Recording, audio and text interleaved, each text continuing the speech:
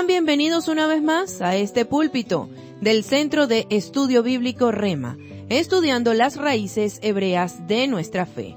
Un honor, un placer estar nuevamente con todos ustedes al aire. Quien les habla, su amiga, su hermana, su servidora, su ROA, Mariana de Granadillo, bajo la dirección general del ROE Jofre Granadillo, el profeta Boanerges Ben Yosef.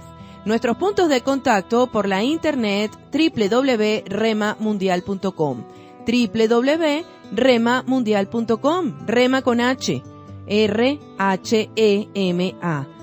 Por allí nos pueden escuchar en vivo y directo por la web, en cualquier parte del planeta Tierra que usted se encuentre. Nuestras redes sociales en Facebook, Twitter, Instagram y Telegram nos puede conseguir como Rema Mundial. Allí en Telegram tenemos un canal al cual usted se puede suscribir gratuitamente y le van a llegar los audios, los pósters y los resúmenes de las enseñanzas que se transmiten diariamente por esta estación, por este canal. Amén. Nuestro canal de YouTube, Rema Mundial Oficial. Por allí también se pueden suscribir y activar la campanita de notificaciones para que cada vez que se suba una enseñanza usted esté al tanto de la misma.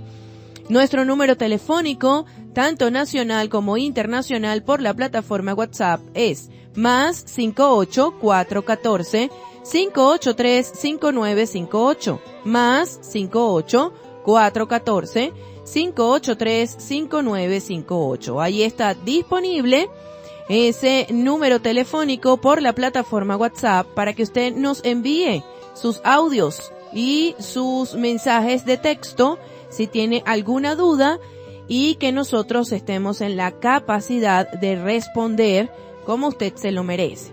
Amén. Estamos estudiando en esta serie llamada Usos, Costumbres y Tradiciones de Tierras Bíblicas. Esto en el marco de que tenemos que entender que la Biblia que cada uno tenemos, que cada uno de nosotros tiene en su hogar, es un libro hebreo, un libro porque Israel se encuentra en el continente asiático, amén, con costumbres, con tradiciones, con usos muy diferentes a los del continente europeo y americano.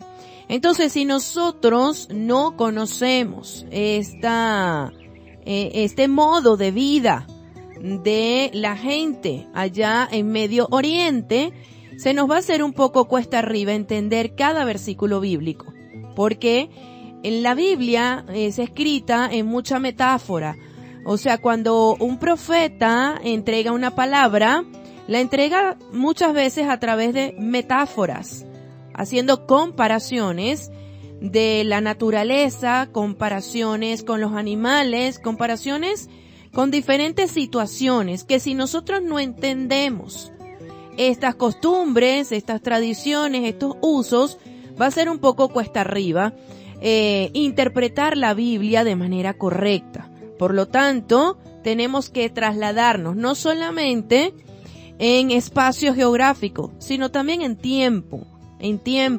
Recuerden que la Biblia fue escrita, hace un montón de años atrás, donde no eran las mismas condiciones socioeconómicas, políticas, de hoy en día. Amén. La era de la industrialización, que es la era que estamos viviendo nosotros en la época bíblica, no existía. Entonces, para poder entender esas enseñanzas, hay que escudriñar, hay que estudiar. Fíjense que hemos tenido que estudiar un poco acerca de la arquitectura de tiempos bíblicos. Ya vimos las viviendas en las que habitaron nuestros patriarcas Abraham, Isaac y Jacob, las 12 tribus de Israel, una vez que salieron de Egipto en el desierto, pero también vimos que una vez que tomaron posesión de la tierra prometida, también hubo un tiempo en que habitaron en tiendas hasta que empezaron a sentarse, y es lo que estamos estudiando en este momento, la casa de un solo cuarto, que pertenece precisamente a este grupo de personas que se dedicaban a la agricultura, por lo que no tenían que estar mudándose para conseguir, no tenían que ser nómadas, amén. Los nómadas eran aquellos que se encargaban de la ganadería. Entonces tenían que vivir un tiempo en un territorio, otro tiempo en otro territorio, porque andaban siempre buscando verdes pastos para alimentar su ganado. Por lo tanto, ese tipo de vivienda era tiendas hechas de pelo de cabra. Pero el agricultor no, el agricultor ya tenía su asentamiento de tierra y su trabajo era fijo en el mismo lugar. Entonces, ayer quedamos en que íbamos a estudiar o estamos estudiando precisamente el alumbrado dentro de una vivienda de un solo cuarto. Amén. Entonces vamos a continuar allí en donde quedamos. Sin más preámbulos, vamos a orar. Barejut et Adonai Hameborach, Baruch Adonai Hameborach Leolam Baed, Baruch ata Adonai, Eloheinu melech haolam, Asher bahar banu mikol hamim benatan lanu et torato, Baruch ata Adonai noten ha-Torah. Bendito es el nombre del Eterno, bendito es el nombre del Eterno por siempre jamás. Bendito es el nombre del Eterno que nos ha dado a las naciones la Torah. Bendito es el Eterno, donador de la Torah. Yevarejeja Adonai beishmereja, Yaer Adonai panaf eleja, Bijuneka, Yisha Adonai panaf eleja, Beyashem leja shalom. Que el Eterno te bendiga y te preserve, que el Eterno ilumine su rostro hacia ti y te otorgue misericordia, que el Eterno eleve su rostro hacia ti y ponga paz en ti. Amén, ve amén. Bueno, hoy vamos a estar viendo el tema de el uso de la lámpara para buscar la dracma perdida. Amén. Eso lo vemos nosotros allí en Gilel capítulo número 15. Gilel 15. Allí está precisamente esta parábola. Primero tenemos que entender que era una dracma. Una dracma era una moneda de oro que pertenecía a las dotes de las mujeres. Entonces, como ya lo estuvimos hablando, la costumbre en tiempos bíblicos, cuando se ejecutaba un matrimonio hebreo, el varón debía entregar una dote al padre de la novia y también una dote a la novia. Y la dote para la novia consistía de prendas, joyas de oro y dracmas, que son monedas de oro, las cuales ellas cosían a la cofaína. La cofaína, para que usted me pueda entender, es como un gorrito de natación. Amén. Y entonces ellas cosían estas dracmas precisamente allí de ese gorrito de natación que ellas se ponían. Y las dracmas le colgaban alrededor de la frente y luego se ponían el velo. Amén. Entonces, para una mujer perder una dracma era perder parte de la dote. Y la dote era muy importante y eso lo vamos a ver más adelante con el tema matrimonial.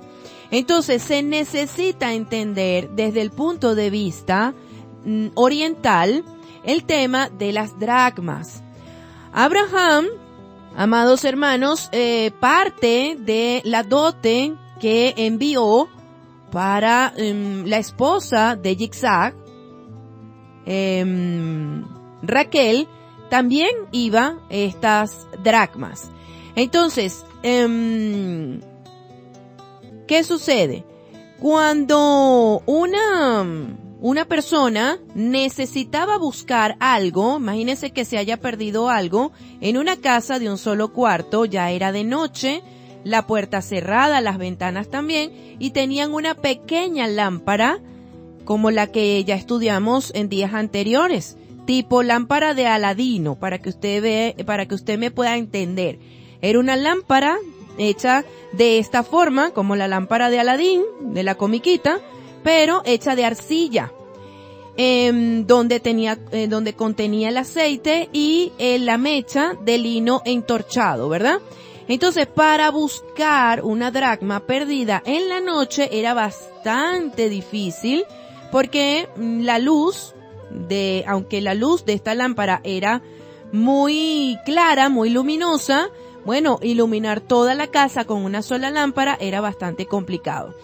Entonces, la casa tenía solo una puerta y una o dos ventanas con póstigos de madera. Estos póstigos de madera son las rejas, pero de madera.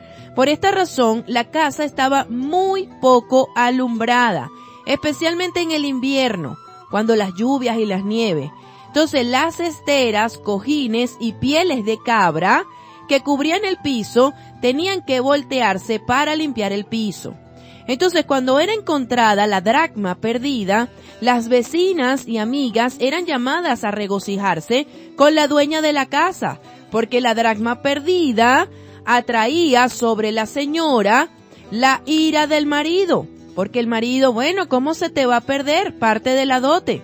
Y las vecinas de ellas tenían para la mujer un sentimiento de compañerismo, guardando el suceso como un secreto que no debían saber los hombres. Entonces, en medio de esta costumbre es que el Rivi enseña la parábola de la dracma perdida. Vamos allí a Lucas capítulo número 15, versículo 9. O sea, cuando a una mujer se le perdía una monedita de esta, ¿verdad? La dracma perdida, pues ella entraba, como quien dice, en angustia, porque era parte de su dote. Y su esposo, si se enteraba, pues probablemente la iba a regañar o le iba a decir algo, pero ¿qué te pasó? ¿Por qué te descuidaste? ¿Cómo se te va a perder la dracma? Pero por lo general, como eran cosidas, como les estoy diciendo, tejido como una busaquita y eran colocadas allí, había veces que se caía, que se le caía la dracma y la mujer se daba cuenta, pues porque las tiene sobre la frente.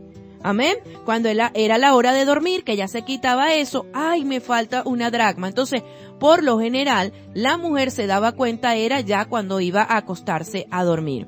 Entonces, ¿qué sucede? La mujer, cuando le sucedía este acontecimiento, pues entraba en angustia y compartía esta información con sus vecinas, con sus amigas. Bueno, para que le ayudaran a orar, para que le ayudaran a buscar la dracma perdida. Pero este era como un secreto femenino porque sabían cuál iba a ser la reacción de el esposo de la mujer a la cual se le perdió la dracma. Entonces, pero por lo general esa dracma siempre quedaba en casa. Lo que pasa es que recuerden que el piso, como era de tierra, aplanado con agua, y sobre ese piso eran colocadas las alfombras que se hacían por lo general eran de el cuero del ganado, cuero de vaca, cuero de chivo, eran de cuero, cuero de cabra, eran las cuero de búfalo. Entonces eran las alfombras que se utilizaban adentro de la casa por lo general. Amén. Entonces cuando se encontraba, la dueña de la casa encontraba la dracma, pues había un gran gozo, una gran alegría. Y entonces compartían este sentimiento. Entonces, ¿qué sucede? Nosotros, como lo hemos estado hablando, la Biblia, como es muy metafórica, es decir, que compara situaciones de los humanos para poder entender, para poder explicar. Por ejemplo, aquí el Rivi en Lucas 15 está hablando, ¿verdad?, acerca de nosotros. Entonces da la parábola de la oveja perdida. ¿Quiénes son las ovejas perdidas? Nosotros, la casa de Israel, ¿verdad? Pero también hace otra metáfora con la parábola de la moneda perdida. Nosotros éramos el tesoro perdido de Yod-Hei Vah-Hei. Más abajo está la parábola del hijo pródigo. ¿Quiénes éramos nosotros? Ese hijo pródigo. Entonces, ¿qué sucede? Aquí lo que está enseñando el Rivi es la alegría que siente el Eterno cuando uno de sus hijos que estaba perdido es hallado, es encontrado. Entonces vamos a ver aquí a leer esta parábola de la dracma perdida. Otro ejemplo, ¿qué mujer si tiene 10 dracmas y pierde una de estas valiosas monedas? Fíjense que el Rivi hace el ejemplo con 10 dracmas. Sabemos que el reino perdido de la casa de Israel consta de 10 tribus, ¿verdad que sí? Y pierde una de estas valiosas monedas, no encenderá una lámpara barrerá su casa y buscará por todos los rincones hasta encontrarla. Y cuando la encuentra, llama a todos los amigos y vecinos para reunirlos y decirles, vengan, celebren conmigo, porque he encontrado la dracma que había perdido. De la misma forma, hay alegría entre los malachim de Yod-Hei-Vah-Hei por un pecador que se arrepiente.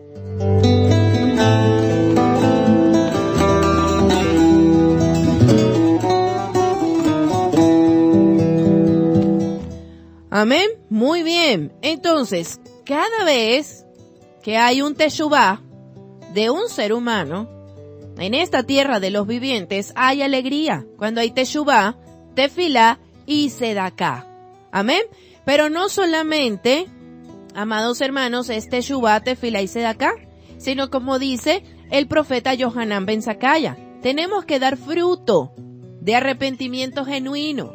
Ok, yo me puedo arrepentir. Muy bien, yo oro y le pido al Eterno que me perdone por mi mal proceder. Amén. Muy bien, y entrego una sedaká. La sedaká que mejor el Eterno recibe es un corazón contrito y humillado. Pero ¿qué sucede? Que nosotros tenemos que dar fruto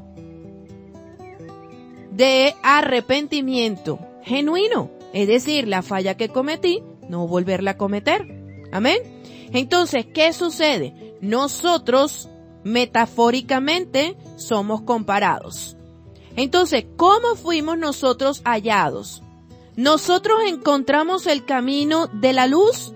¿O fue el Eterno que nos encontró a nosotros, que estábamos perdidos entre las tinieblas como una dracma perdida, a través de la luz de esa lámpara?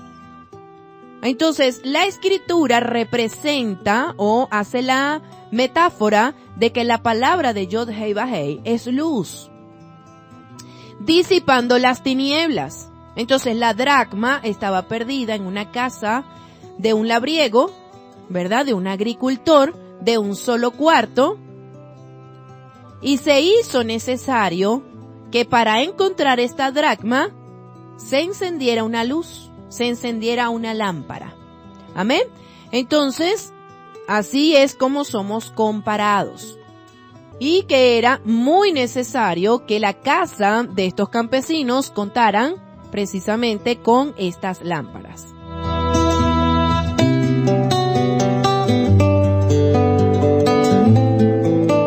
Ahora, el significado de la luz en una casa campesina allá en Oriente Medio en tiempos bíblicos. La lámpara, en esos tiempos bíblicos, se consideraba como un lujo necesario entre los aldeanos. Cuando el sol se pone, la puerta de la casa se debe cerrar. Entonces se enciende esa lámpara. El dormir sin la lámpara encendida es considerado entre los aldeanos como un signo de extrema pobreza. En la Biblia, los sinónimos de los términos lámparas son luz y vida. Un viajero retrasado busca ver una luz en alguna casa. Entonces sabe que ahí hay vida. El desear que la luz de un hombre se apague sería desearle una maldición terrible. Respecto al hombre malvado, Bilá, el libro de Job dice lo siguiente. Vamos a Job, capítulo 18, versículo 6. Job 18, versículo 6. La luz en su tienda está oscurecida. La lámpara sobre él será extinguida. Entonces, ¿qué sucede, amados hermanos? Tenemos que entender que en los tiempos bíblicos, cuando se escribió la Biblia, ¿verdad? Habían viajeros. Bueno, ¿cómo viajaban? Viajaban en camellos, viajaban en asnos, viajaban en mulas, viajaban a caballo, viajaban a pie. Amén. Sin embargo, cuando había retraso, es decir, que lo agarró un viajero, lo agarró la noche, ¿verdad? En el camino. Entonces, en aquella época no habían hoteles como usted los consigue el día de hoy. No habían hoteles. Amén. Sin embargo, habían aposentos altos. ¿Qué es un aposento alto? Era mandamiento, amados hermanos, que toda casa, eso lo vamos a ver más adelante, toda casa tenía que tener una habitación en la parte superior, en la parte de arriba, en el techo. Y esa habitación tenía que tener su entrada independiente, es decir, una escalera. Amén. Para poder subir a ese aposento alto y pasar la noche allí, a salvo de las fieras del campo. Amén. Entonces, ¿qué sucede? Si un viajero llegaba retrasado, como le pasó al amigo inoportuno que estuvimos estudiando el día de ayer, ¿verdad? Que le fue a tocar la puerta a un vecino cuando ya la puerta estaba cerrada para pedirle pan para un amigo que llegó de noche, se retrasó en el viaje y no tenía nada que darle de comer. Y el que estaba adentro le dijo, no te puedo abrir la puerta porque ya mis hijos están conmigo en la cama. O sea, ya tengo la sala, recibo, comedor, ya la tengo convertida en cuarto. Y mi esposa, mis hijos y yo estamos en ropa de dormir, no te puedo abrir la puerta.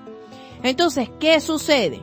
Amados hermanos, que cuando una persona se retrasaba en su viaje y llegaba ya con la puesta del sol, ¿qué hacía? Buscar casas donde viera por debajo de la puerta o por la ranura de las ventanas alguna luz.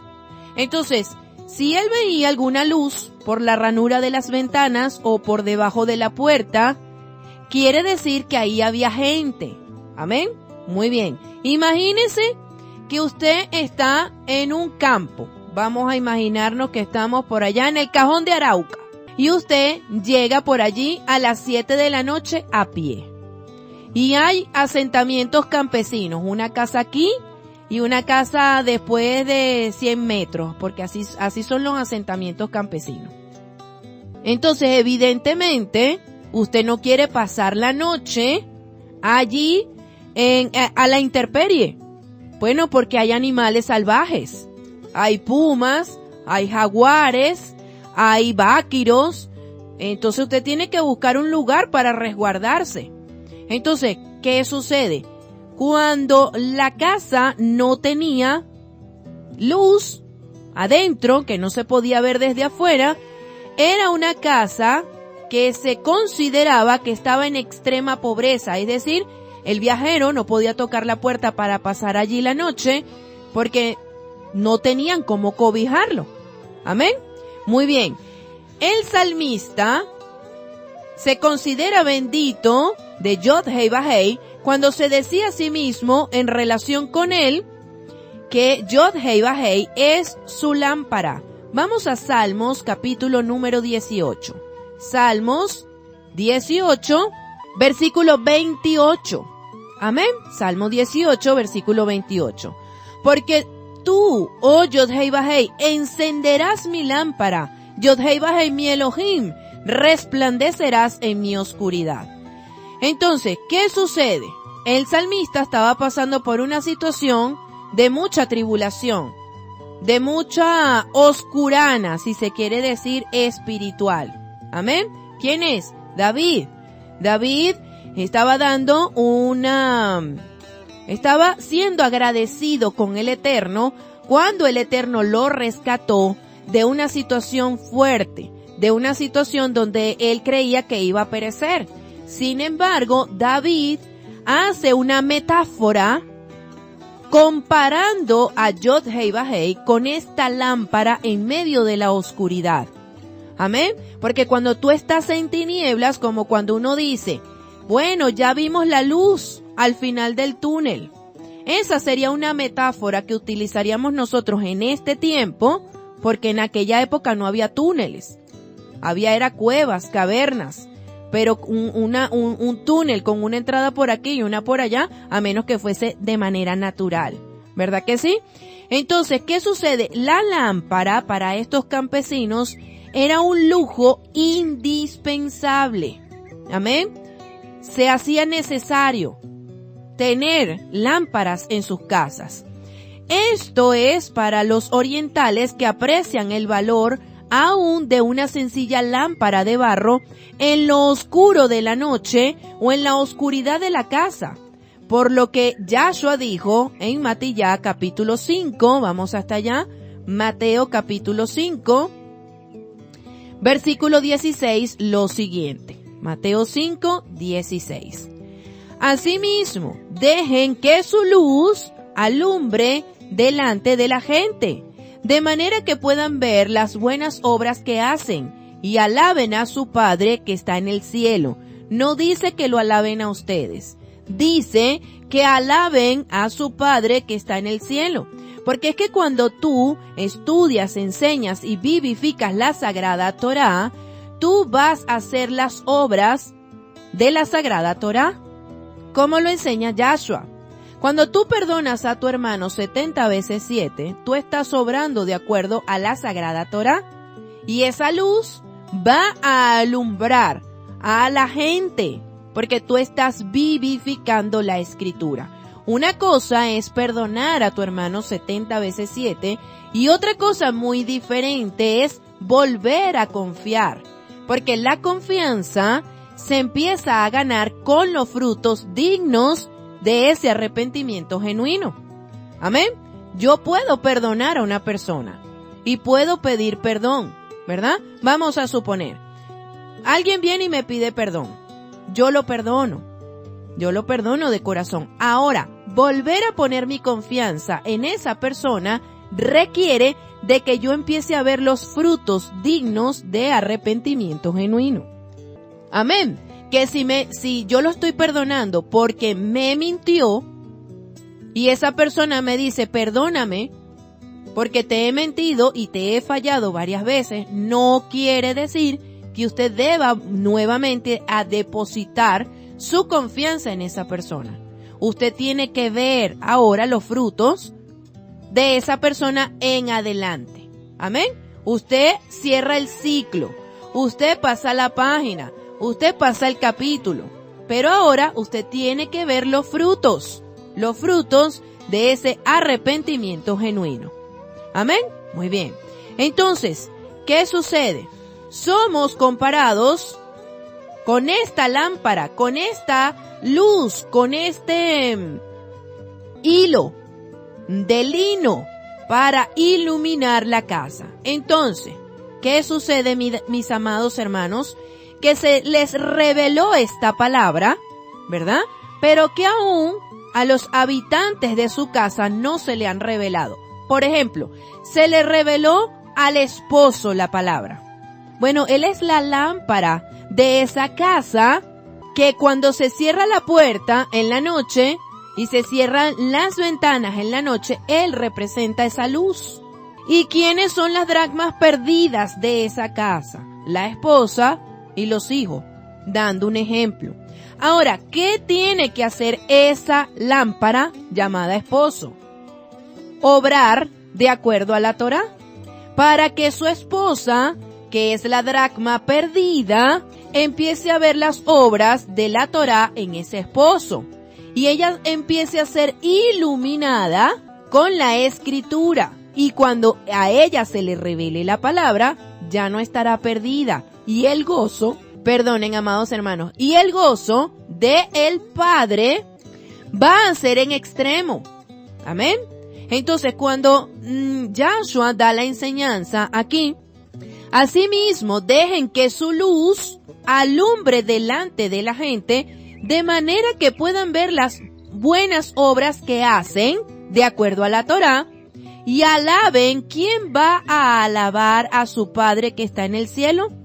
La dracma que estaba perdida, pero que ahora ya no es una dracma perdida, sino que es el hijo pródigo, que es la oveja perdida, por la cual el Padre se está alegrando. Amén. Entonces ese esposo viene a ser el canal de bendición de esa esposa, en donde se va a glorificar Yod Hei Vahei. No para que la gloria ahora se la dé la esposa al esposo, no. La gloria siempre sea para Yod-Heh-Vah-Heh y en esa casa ahora haya gozo. Amén. Entonces, en el marco de esta costumbre, de esta tradición, de este modo de vivir, fue que fue escrita la Escritura. Amén. Entonces, ¿qué sucede? Cuando nosotros tuvimos, amados hermanos, los apagones que tuvimos por allá, creo que fue en el 2019, ¿sí? Mediados del 2019 que hubo el apagón, por 5 días, por 3 días. Todo el que tenía una planta eléctrica, ¿qué sucedió? Eran los únicos que tenían luz. Podían prender un bombillo, pudieron conservar los alimentos en la nevera, no se les dañó, ¿verdad? Entonces, en ese momento, si traemos esta enseñanza, a este tiempo no es el que tenga la lámpara de barro con aceite de oliva y ¿cómo se llama? La mecha de lino, sino el que tuviese una planta eléctrica. ¿Verdad que sí? Muy bien. Entonces, ¿qué sucede? Si Yahshua estuviese en este tiempo, dijera, dejen que esa planta eléctrica alumbre delante de la gente. Entonces no seríamos comparados con una lámpara de barro, sino que seríamos comparados con una planta eléctrica. Amén. Muy bien.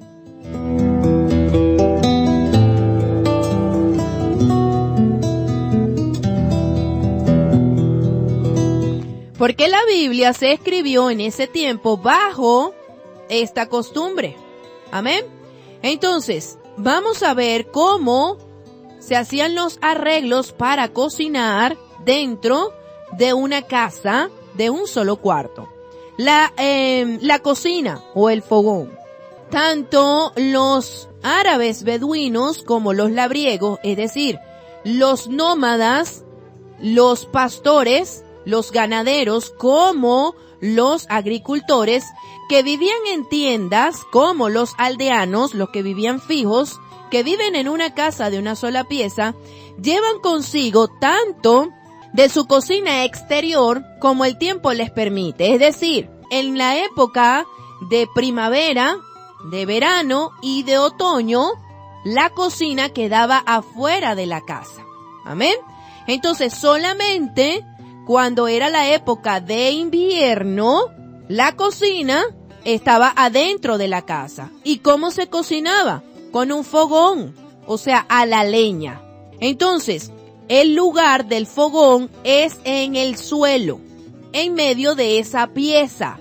En medio de esa pieza, cuando se tiene que cocinar, amados hermanos, en época de invierno, cuando hay nieve, porque en Israel en la época de invierno hay nieve, allí mismo, donde se recibe a la gente, donde se come y luego donde se duerme, se cocinaba. Entonces, una pequeña construcción de barro o una tinaja con agujeros a los lados es lo que por lo regular usan como una cocina o como estufa.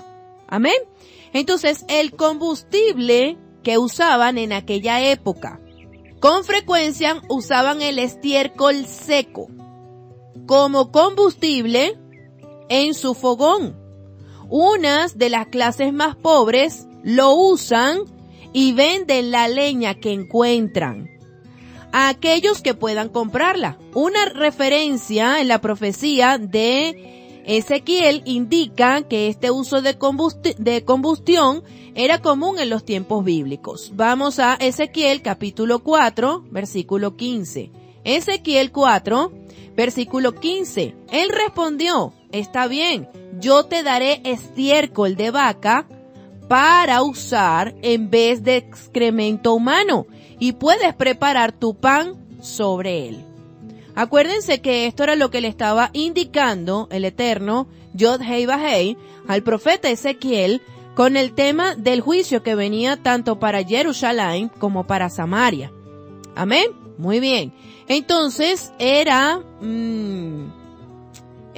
común que la clase más pobre tuviese que cocinar su comida usando como combustión el estiércol de los animales.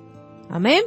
Entonces, en aquella época el combustible era tan escaso que algunas veces la hierba seca, la paja, y las flores marchitas se engavillan, es decir, se hacen manojos, con mucho cuidado para usarlos como combustible. Y hay indicaciones en la Biblia que esto se hacía en los tiempos antiguos. Vamos a Mateo capítulo número 6, versículo 30. Mateo 6, versículo 30. Amén. Allí tenemos un ejemplo. Y dice de la siguiente manera: si Yod-Hei Vah-Hei viste así la hierba del campo que está aquí hoy y mañana es echada en el horno, ¿no los vestirá mucho mejor a ustedes? ¡Qué poca confianza tienen! Amén. Entonces estas flores, estas hierbas secas, cuando empieza ya el viento a secar o el sol a secar el monte, la paja, la gavilla, se cortaba con mucho cuidado y se hacían como ramos, manojos, y se usaban precisamente para hacer la combustión para cocinar. Amén. Muy bien. Y tenemos otro ejemplo en Lucas capítulo 12, versículo 28. Lucas 12, versículo 28.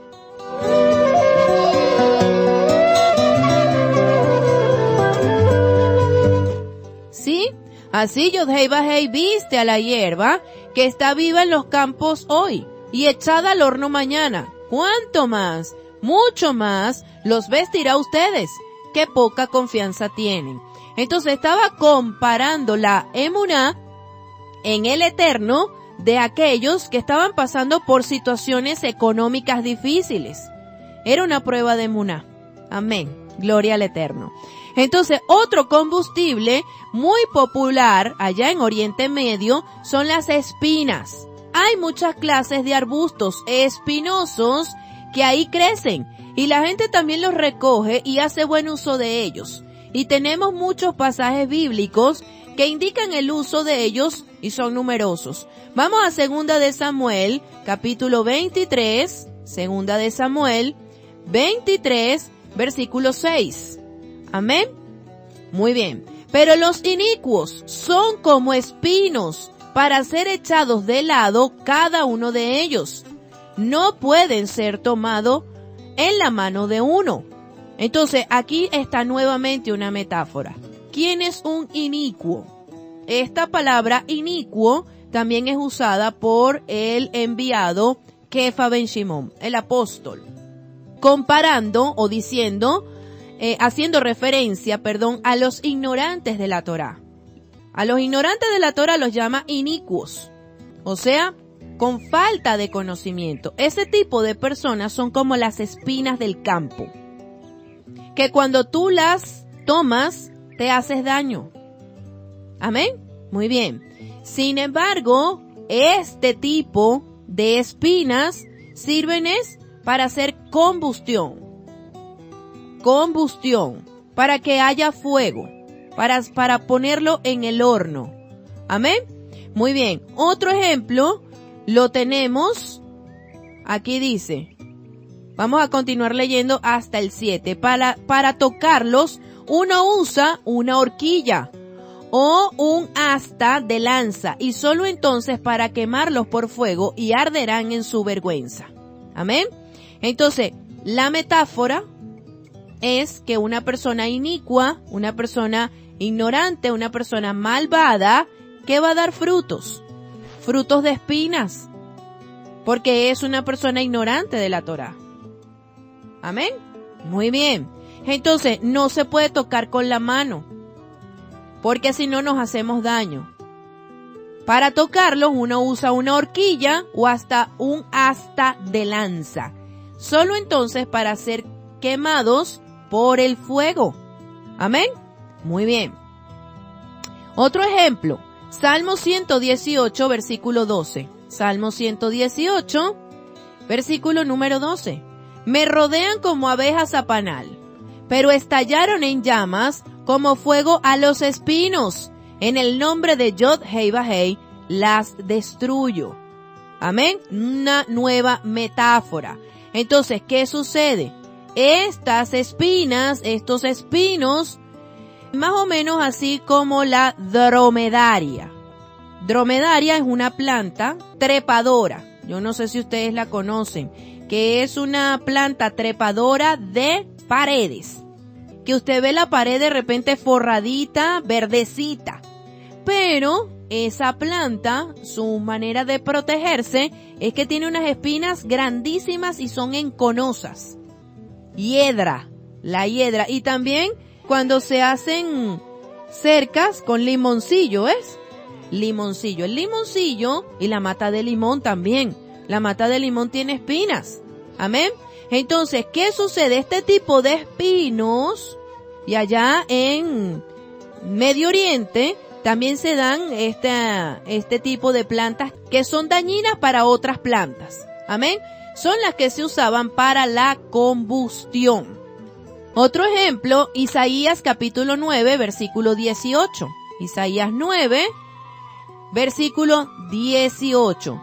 Dice de la siguiente manera: y la iniquidad quemará como el fuego en hierba seca y devorará los matorrales del bosque.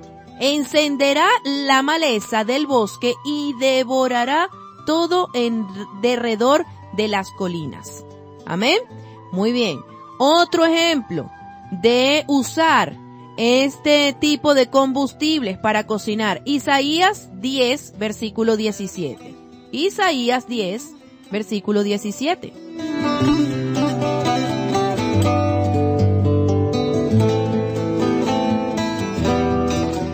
La luz de Israel será por fuego, y su Hakadosh una llama, ardiendo y devorando en un solo día la madera como hierba. Amén. Muy bien. Estamos hablando de el combustible. Y Nahum, capítulo 1, versículo 10. Nahum 1, versículo 10. Dice: porque el enemigo será saqueado aún hasta los cimientos. Serán quemados como espinos entretejidos, como paja completamente seca, como borrachos en su borrachera. Amén. El enemigo será saqueado hasta los cimientos. Serán quemados como espinos entretejidos, como paja completamente seca. Entonces, ¿qué nos está enseñando el Eterno aquí? Que la combustión que se usaba en tiempos bíblicos procedía ya vemos que son de dos materiales. El excremento de animales como el ganado. Recuerde que las vacas, los toros, por supuesto, los búfalos, los caballos, los asnos, los burritos, ellos como comen paja, ¿verdad? Se alimentan de hierba, se alimentan de monte. El excremento de ellos es eso.